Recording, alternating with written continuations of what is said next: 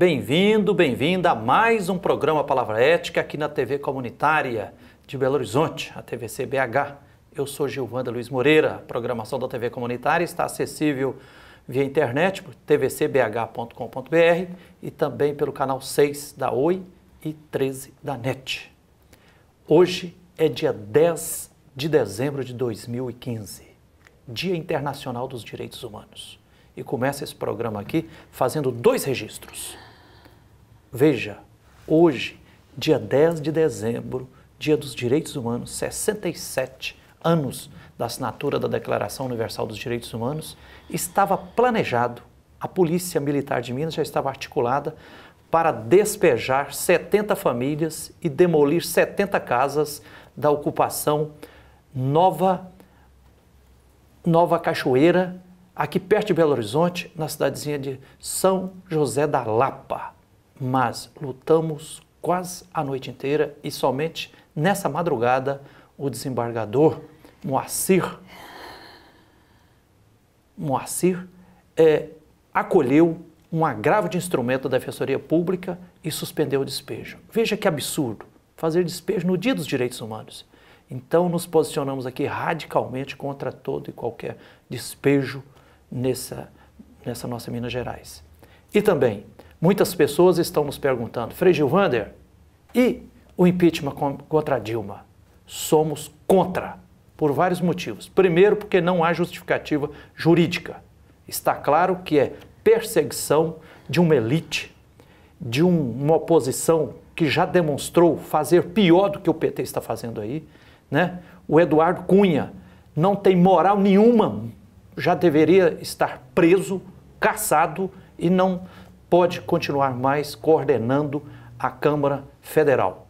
Agora também não hipotecamos um apoio irrestrito ao PT e à presidenta Dilma, que infelizmente cometeu e está cometendo vários erros, injustiças. Nós exigimos, junto com a luta contra o impeachment, exigimos que o governo Dilma mude a posição. Por exemplo, que pare com os ajustes contra a classe trabalhadora, que pare todo e qualquer despejo de ocupação do campo ou ocupação urbana, pare as privatizações, pare com acordos espúrios com construtoras, que pare a violência contra as periferias, que retome o processo de reforma agrária, reforma urbana, políticas públicas, né? Então isso nós deixamos registrados aqui no Dia dos Direitos Humanos. E temos a alegria hoje, Dia dos Direitos Humanos, de dedicar esse programa aos direitos sociais do povo cigano. E para falar sobre isso, nós temos a alegria de entrevistar hoje aqui no Palavra Ética, Bernadette Lage Rocha. Bernadette, bem-vinda aqui ao Palavra Ética. Eu gostaria de agradecer ao senhor Frei Gilvander esse convite, que para mim é muito importante, é um caminho que nos ajuda muito a divulgar o sofrimento da etnia cigana no nosso país. Sinta-se em casa ou no meio dos ciganos aqui na TV Comunitária, ok, Bernadette? Sim, obrigada. Bernadette, há vários anos, que eu já estava pensando em trazê-la aqui na TV Comunitária, porque há 12 anos ela está dedicando a vida dela como voluntária, apaixonada, na luta em prol dos direitos do cigano. Bernadette me dizia que, segundo o IBGE, existe quase 1 milhão de ciganos em todo o Brasil. E Minas Gerais é o estado que tem o maior número, cerca de 450 mil ciganos. Bernadette, como é que, primeiro, dizer que a Bernadette, então, como voluntária articuladora nacional de direitos humanos há 30 anos, uma larga história, né? E há 12 anos comprometida aí com a luta em prol dos direitos humanos das etnias ciganas.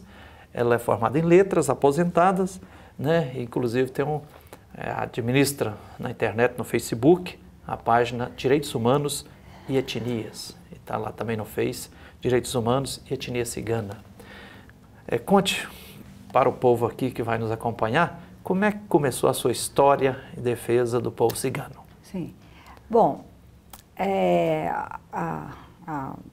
por volta de 12 anos, eu morava na cidade de Viçosa, Minas Gerais, e meus filhos já estudando, 2 filhos estudando em Belo Horizonte, e numa dessas viagens eu passei pela estrada de carro e olhei para o lado e vi, no meio do mato, um acampamento.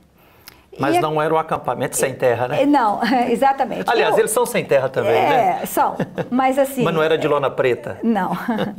Bom, então eu olhei e aquilo me chamou a atenção, porque estava no meio do mato, onde que não tinha nenhuma infraestrutura e as lonas muito rotas.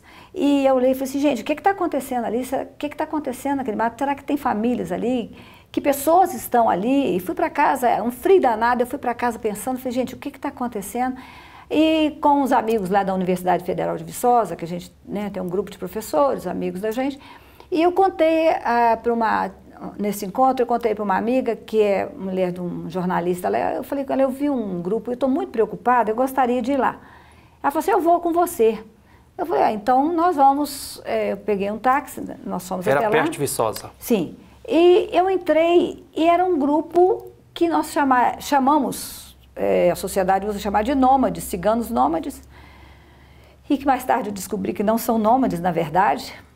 Então, eu cheguei até lá e eu vi assim, algo que me deixou assim, perplexa.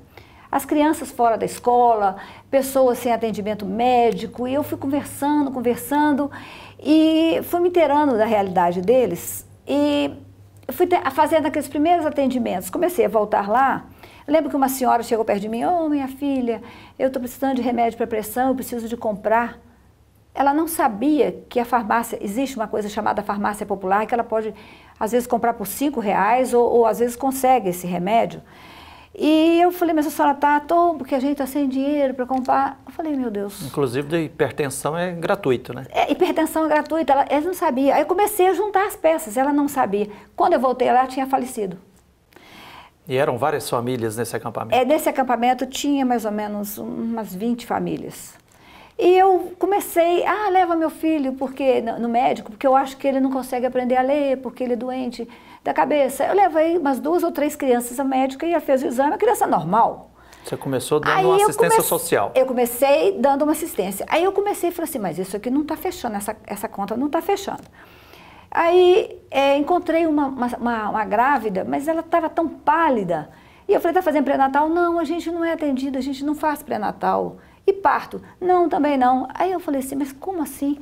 E eu percebi que o organismo, de uma grávida, a criança precisa de ferro, então ela vai tomando o ferro do organismo da mãe. E ela estava muito pálida e tudo, eu falei, mas a senhora está precisando de fazer o pré-natal e tudo. E nessas idas e vindas, eu descobri que eles não eram atendidos pelo SUS, como não eram até 2013. Eu peguei e falei assim, gente, mas e as crianças na escola? Não dá tempo e tudo. Nessa caminhada, eu descobri que elas chegam nas cidades, pela lei, tem que ter nas cidades um espaço público para acampamento de ciganos, parques e circos. Isso é uma lei federal? Toda cidade tem que ter esse espaço. Aí eu peguei, com a conversa eu descobri que eles têm acesso a esse espaço, mas quando eles chegam numa cidade, as pessoas falam assim, não, tem um grupo de ciganos aí, vai roubar a criança, vai rogar praga e tudo mais, eles vão atrás do prefeito. E o prefeito, então, pressionado, emite uma ordem de saída e manda para a polícia cumprir essa ordem. E eu falei assim, mas como as pessoas, como eles não sabem disso, que essas pessoas têm o direito de ficar, e isso impede que as crianças vão à aula. Daí, como está no IBGE, até a última pesquisa, 90% é analfabeto. As pessoas falam assim, não, cigano não é isso não, eles têm uns caminhonetonas, eles têm muito ouro e tudo mais. Gente, não se pode fazer uma comparação dessa. É a mesma coisa que pegar um bairro aqui, comparar, por exemplo, uma comunidade carente com quem mora num condomínio fechado e falar assim, não, mas eles têm casas chiques, eles têm... eu estou falando de 90%. O meu trabalho... E é grande mesmo o número de ciganos no Brasil? Segundo o IBGE está 800 mil, mas na verdade, quando eles podem, eles escondem que são ciganos. Tem muitos, eu encontrei professores de universidade de famílias ciganas que só foi descobrir que a família se reuniu e contou ele aos 18 anos. O Tadeu Franco, que é um cantor mineiro famoso, encontrei com ele, contei a história, ele pegou e falou assim, eu só fui saber que a minha família tinha ciganos muito tarde, porque para poder sobreviver ao preconceito erradicado, radicado, né, no imaginário coletivo, não só do Brasil, como em toda a Europa, é doloroso demais. Então, algumas famílias, para poder sobreviver, elas têm a sua cultura, mas a maioria esconde. Então, 10%, gente, da população cigana realmente tem condição financeira. Mas 90% não. Mas 90% não. Em Minas além Gerais... do mais, existem... só com licença. Além do mais, existem alguns ciganos que estão há muito tempo em alguns espaços públicos. E nesses espaços, eles são aceitos pelo entorno. Não são esses que me ocupo. Eu me ocupo daqueles que foi o primeiro modelo que eu tive. Eu me preocupo com aqueles que são expulsos do país. Não só no Brasil, como também fora do país. Eles são chamados, eu passei a chamá-los de nômades compulsórios. Porque todo mundo fala assim, mas o cigano gosta do ar livre. Não, eles querem estudar os filhos. Não, eles querem que o filho, eles querem ir ao médico.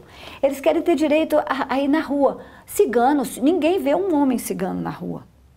Porque quando ele chega nos locais, até hoje eles são revistados. Se para um carro que tem um cigano dirigindo, desce por favor, encosta ali e vai. Agora que está mudando isso. As mulheres ciganas que estão lendo à mão, eu já estive perto para poder acompanhar. Tem fotos de amigos meus lá da universidade que tirou de longe, eu escutando as pessoas, o que elas ouvem de xingamentos das pessoas.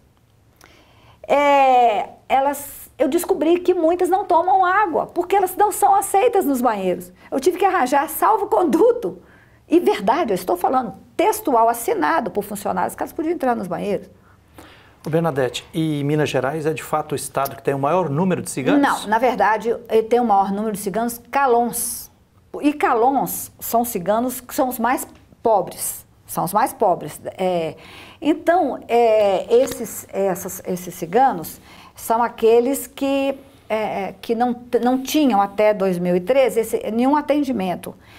O que aconteceu? No desenvolver desse meu trabalho, eu cansei, eu falei, pera lá, eu estou fazendo assistencialismo, isso não é a minha área, não é o meu trabalho. Aí eu liguei para a Secretaria de Direitos Humanos em Brasília, que é ministério, né, e perguntei, isso eu liguei em 2011, em maio de 2011. Por dessas coincidências da vida, eu nem sabia, era a véspera do Dia Nacional dos Ciganos que o Lula tinha colocado para eles no início da década. Aí, de 2010, 2006, 2005, mais ou menos, ele colocou. Eu liguei e falei, olha, eu estou visitando os ciganos e estou vendo o que está acontecendo com eles. E não tem nada. Aí eles falaram, não é aqui, é na CEPIR, Secretaria de Promoção da Igualdade Racial. Eu liguei e falei com a diretora de programa, Silvanir Euclênio, e perguntei a ela o que tinha para os ciganos. Aí ela falou assim, olha, não tem nenhum projeto, não, porque é muito difícil, a gente ainda tem que mapear e tudo, e também é muito difícil reuni-los, porque eles têm as diferenças e tudo mais. Eu falei, olha, reunião de professor também, professor em greve também é um problema sério, mas que a gente tem que ver o que pode fazer por ele. No dia seguinte, o que salvou, ajudou muito, é que no dia seguinte, então, foi publicada uma declaração de que que era um desafio, que estavam fora de todas as políticas públicas e que era 90% analfabetos e tudo. Era tudo que eu precisava. Eu peguei um link e fiz um manifesto. Aí, nós vamos esperar um pouco, nós vamos ter que fazer um pequeno intervalo para você continuar dizendo se mudou alguma coisa da postura do governo federal em relação ao povo indígena. Sim. Mas nós vamos fazer um pequeno intervalo. Assim. Daqui a pouquinho nós continuamos a prosa. Assim, tá? Nós estamos hoje aqui no Palavra Ética, entrevistando Bernadette Lage Rocha, falando sobre os direitos da etnia ciganos. Porque no Brasil estima-se a existência de quase 1 milhão de ciganos e em Minas Gerais cerca de 450 mil. Nós vamos a um pequeno intervalo e voltaremos já já.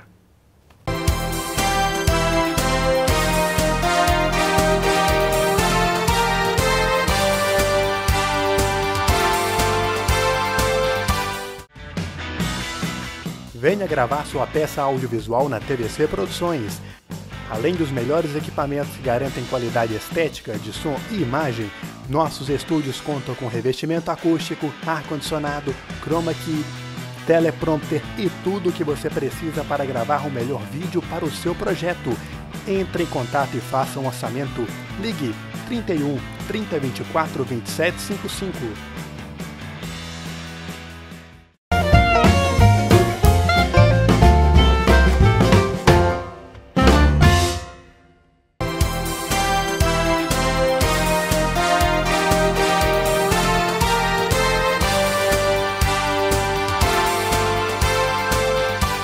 Olá, estamos de volta com o programa Palavra Ética aqui na TV Comunitária de Belo Horizonte. Eu sou Gilvander Luiz Moreira. Estamos iniciando agora o segundo bloco do Palavra Ética, hoje, dia 10 de dezembro de 2015, dedicando esse programa aos direitos dos povos ciganos. Estamos entrevistando Bernadette Lage Rocha. Bernadette, no primeiro bloco, você descreveu aqui o grande desrespeito à dignidade dos povos ciganos, né? Você fez referências a uma série de discriminações que eles têm, e você estava começando a falar que, inclusive, até 2011, parece que, inclusive, o governo federal estava sem fazer quase nada. Nos últimos anos, o governo federal mudou um pouquinho e já está acolhendo, de alguma forma, os povos ciganos nos benefícios do Estado ou não? O que eu gostaria de deixar aqui registrado, que é importantíssimo, só dando um acabamento do que eu falei, eu comecei então a militar pela causa e fiz um manifesto e comecei a mandar para o país inteiro. Eu peguei do Supremo Tribunal a todos... Nesse manifesto você descrevia a questão de abandono, 90% analfabetos, ser discriminados, rejeitados. Coloquei tudo o que estava acontecendo. Os mais excluídos entre os excluídos. Não, e foi muito bom porque eu não quis fundar ONG, de jeito nenhum. Isso, de certa forma, começou a me empoderar, porque as pessoas viram que eu sou voluntária, que eu estava custeando minhas passagens, minha luta, e elas começaram a simpatizar pela causa. E eu comecei, como partiu da Universidade Federal de Viçosa, os professores entraram, depois começou a justiça, a gente passou a ter uma parceria com a Defensoria Pública, com o Ministério Público, e eu passei a denunciar sem parar. Quando foi a partir de 2013, eu queria deixar registrado o seguinte, que tem voluntários pelos povos ciganos. Nós temos a Pastoral Nômade em Brasília, nós temos da Igreja Católica? Da Igreja Católica, nós temos um pastor também que trabalha pelos ciganos, mas são coisas pontuais. Mas até então nunca houve uma pessoa que denunciasse para o país inteiro. Então eu fui na Rio+20, fiz uma denúncia para os governantes, eu fiz uma denúncia na Cúpula dos Povos, durante 7 dias eu trabalhei. Trabalhei no Ministério Público, que teve a preparação para o Fórum Mundial de Direitos Humanos, eu fui relatora e coloquei as nossas propostas e fiz uma proposta para uma interministerial que teve na sede do IFAM, no Rio de Janeiro. Coloquei tudo o que acontecia com eles e como que poderia ser feito para se efetivar a colocação das crianças na escola, as violências que eles sofriam e o que poderia ser feito para eles. Até foi lido por uma professora da UFMG, foi lido no Senado essa proposta que ajudou muito. Já temos conquistas? Sim. Aí então, a partir de 2013 foi o ano dos ciganos, né? Houve até uma semana, a primeira semana dos ciganos em Brasília. E eu fui, a ministra Maria do Rosário me convidou, Dos Direitos Humanos. Dos Direitos Humanos me convidou, eu fui. E a partir de 2013, eles foram incluídos em todas as políticas públicas do país. Eles passaram a ter direito ao SUS, passaram a ter direito à Bolsa Família, passaram a achar um caminho para colocar eles nas escolas. O que é complicado, porque são nômades. Mas Como é que o grande problema é que quando eles chegam numa cidade, aquela mesma história que eu já falei, os vizinhos falam, os ciganos vão roubar, não sei o quê, pressionam, e é expedida a ordem de saída. Ou seja, o cigano não tem como sair daquela cidade, matricular o menino que ficou só 15 dias numa escola, voltar naquela cidade, pedir a transferência para chegar lá. O governo arranjou uma saída para isso também. Eles são atendidos nas escolas agora com especificidade. São atendidos no SUS, oficialmente são atendidos no SUS, mas, Frei Gilvander, existe um problema. O grande algoz da etnia cigana não é o governo no Brasil, não é. O governo fez o papel dele, incluiu eles todos nas políticas Quem é o públicas. grande algoz? O grande algoz é a sociedade que não os aceita, é as escolas que as diretoras precisam de estar Bernadette, envolvidas. porque diz que a gente, para resolver um problema, você tem que ir nas causas. Sim. Quais são as principais causas? Quem que inventou essa grande mentira, essa ideologia dominante? Porque eu não acredito que pode existir, como não existe ninguém perfeito, ninguém imaculado, pode existir no meio dos ciganos alguém que rouba e tudo, mas isso... Como todo mundo Como é preconceito dizer que nas ocupações estão... Quem que inventou essa mentira, Sim. postou essa lepra de que eles são com perigosos? essa história, tem um ambientalista aqui, doutora Paulo Eringe Lisboa, da UFMG, falou, Bernadette, vai estudar a causa, foi o maior apoiador. Foi até companheiro da Dilma na ditadura e é uma pessoa belíssima e que foi fundamental me ajudando nessa causa, não desmerecendo outras pessoas. Ele falou, vai estudar a história deles. E ao estudar a história deles, eu descobri de onde que eles vieram. Os ciganos. Eles vieram da Índia. Do ano 1100, eles recrutavam, entre a Índia e o Paquistão, eles recrutavam uma população humilde que tinha lá, recrutavam para as guerras. Na última, morreram 60 mil daquelas pessoas ali. Aí eles saíram na primeira diáspora, desesperados para salvar seus maridos e seus filhos, e foram para a Índia. Desculpa, foram para a Turquia. Na Turquia eles se dividiram, a metade foi para o Egito e a outra entrou na Europa pela Grécia. Os que foram pelo Egito foram chamados de ciganos, porque vem de gypsy, que é egípcios, gitanos, que em espanhol também está ligada a palavra Egito, né? E nós chamamos eles de ciganos. E eles vieram descendo. Como eles não pagavam impostos nem nada, eles arranjavam arte. Tem muito dono de circo que é cigano. Aí eles começaram a fazer artes que eles tinham que sobreviver, e leiam mãos, e vinham, e eram expulsos porque eles não pagavam impostos, porque eles não votavam, porque eles não eram cidadãos. E aí começou essa ideia de que eles são desonestos, que eles... na verdade, eu imagino que deve ter acontecido pessoas passando fome, eles pegavam alguma coisa. Isso é natural, qualquer pessoa faz. Eu faria isso para ajudar meus filhos a alimentar. Mas o que eu queria dizer é o seguinte, que é muito ótimo para as pessoas dizerem, não, eles são ciganos, eles são desonestos, porque elas não vão ter que ter a obrigação social... Se desresponsabiliza de uma responsabilidade social. Exatamente, de ir até lá, buscar, investigar o que está acontecendo para saber a mortalidade que há. Nós perdemos, a Neve Pillay, que é do Alto Comissariado da ONU, disse, a Europa está perdendo gerações de crianças brilhantes ciganas. No Brasil, a mesma coisa. Eu conheci meninos inteligentíssimos. E esse ano saiu, a Europa inteira teve que ver, uma menina cigana de 12 anos, fizeram um teste nela, depois que viram o fenômeno, ela tem o QI ela é mais brilhante do que o do Einstein. Então, isso aí veio para provar que são pessoas iguais a gente e que nós estamos deixando abandonados. Ô Bernadette, pois não. Para você, com 12 anos de convivência e aprendendo muita coisa, você já abraçando a causa cigana, quais as dicas que você dá para quem se sensibiliza e quiser superar esse preconceito e se fazer solidário, se comprometer com a causa dos direitos dos ciganos? Fazer o quê? Como? Sim.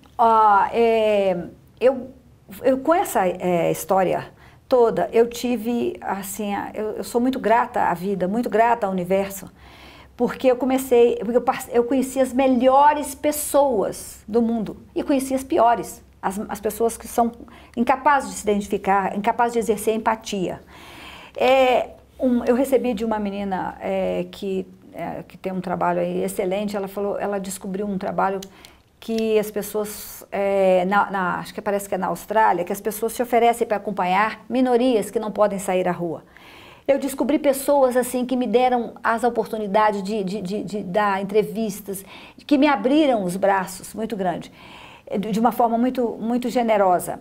E o que eu sempre tenho a dizer para a pessoa é o seguinte: quando você passar perto de uma cigana, encare aquela mulher como uma pessoa que está completamente desamparada e que seu marido não sai à rua, que sua filha não sai. Se aproxime, vá até ela, ouça, se aproxime, dialogue, escute e pergunte a história dela. E reconheça ela como um ser humano, porque nós como seres humanos, ainda não descobrimos com maior amplidão, maior amplitude possível que o nosso papel no mundo não é nós sermos bem-sucedidos financeiramente, porque isso é uma bobagem. Perto do papel em que a gente veio, é de crescer, de participar da evolução humana. É o que faz com que a gente, na idade mais avançada, a gente durma sobre um travesseiro chamado a nossa história. Quem fui eu? Que diferença que eu fiz no mundo? Quem que eu pude realmente estar presente numa hora em que precisou? E o que eu fiz quando alguém exerceu preconceito racial, preconceito contra outra pessoa? Qual foi a minha atitude? Então, isso aí, quem entra numa causa dessa, e as pessoas que entraram, elas falam, eu não sabia, e elas se sentem motivadas, porque elas têm dentro dela a centelha da transformação, a centelha da participação social, do espírito fraterno. Então, eu estou aqui convidando a todos para refletir e ir até os ciganos, porque eles estão ainda completamente abandonados, sem poder exercer o direito que eles têm de estudar os seus filhos, de sair à rua. Cigano não conhece um cinema, não conhece uma loja, não conhece nada. Eles são pessoas que me ensinaram ao exercício da humildade, ao exercício até da compaixão, porque eles são entre si, eles têm que ser solidários. Então, o que eles têm para oferecer à sociedade é muito, e nós estamos perdendo. Bernadette, obrigado. Eu fico até emocionado ver sua paixão, essa defesa aqui. Eu, há uns 2 anos atrás, passei uma manhã visitando uma comunidade de ciganos aqui em Belo Horizonte, no bairro São Gabriel. Sim, eu os conheço. Né? A comunidade Conheço muito. Guiemos Calons. Sim. Depois até convidei o Carlos. Senhor Carlos. Que é um dos coordenadores. Entrevistei aqui na TV Comunitária. Eu fiquei assim admirado e pude experimentar nessa manhã lá convivendo com a comunidade essa beleza. Então, abaixe os preconceitos e vamos nos aproximar, ouvir, dialogar com o povo cigano. Muito obrigada por esse espaço, obrigada a todos. E a gente conta com toda a sociedade desse coração maravilhoso que possa ajudar a melhorar a história dessa etnia tão duramente segregada. Ok, obrigadão, Bernadette. E assim agradecemos a todos que nos honram com a sua atenção. E até o próximo Palavra Ética.